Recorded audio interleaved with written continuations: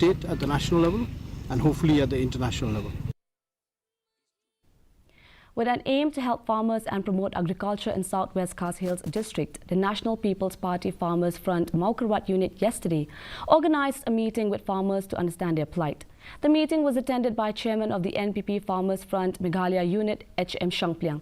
In his speech, Shangpliang said that all the issues raised by the farmers will be conveyed to the state government through the Agriculture Minister, and steps will be taken to address the problems faced by the farmers in Mawkyrwat area.